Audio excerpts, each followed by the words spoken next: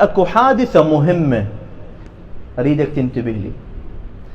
اخطر رواية رواها البخاري ومجموعة من علماء السنة هي هاي الرواية التي سوف ارويها لكم. النبي عندما كان طريح الفراش وكان يغمى عليه تارة ويفيق تارة اخرى، زوجات النبي ومن ضمنهن عائشة وحفصة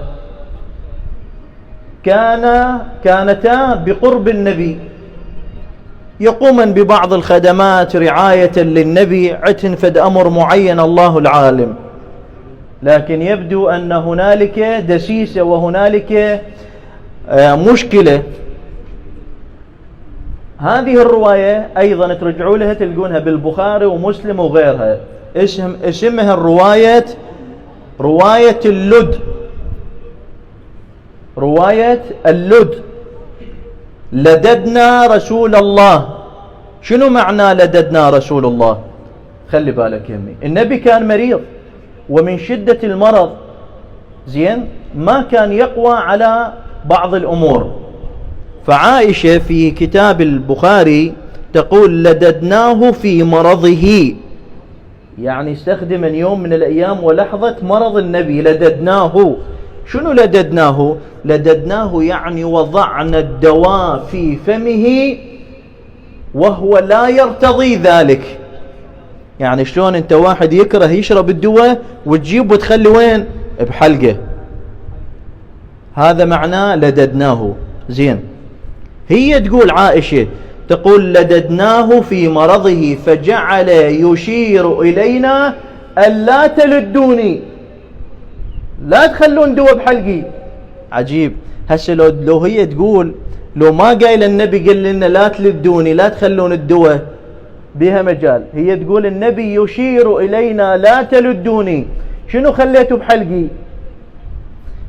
شوف العذر مال عائشة. فقلنا، مو قالت، قلنا يعني مجموعة نساء، فقلنا كراهية المريض للدواء. هذا يكره الدواء. شايف لك انت من تجيب لك طفل تاخذه غصبا عليه وين تاخذه؟ للمضمد، والشبقة ما يرضى، يخاف من الأبرة، يخاف من الدواء، الشبقة. فهن ايش قالن هذا مثل الطفل يضوج من الدواء، فالنبي أيضا شنو؟ ما يريد الدواء، كراهية المريض للدواء. نستجير بالله. نفس كلمة النبي يهجر. شوفوا الإساءات اللي جاي تصدر. فلما أفاق قال ألم أنهاكم أن تلدوني؟ أنا مو قلت لكم لا تلدوني لا تخلون الدواء بحلقي؟ قال رسول الله صلى الله عليه وآله وسلم لا يبقى بالبيت أحد إلا لد إلا عم العباس. شنو خليته بحلقي؟ هذا الدواء كلكم تشربونه. شوف هاي الرواية تبين أنه النبي ما كان يثق حتى بمن؟ بزوجاته.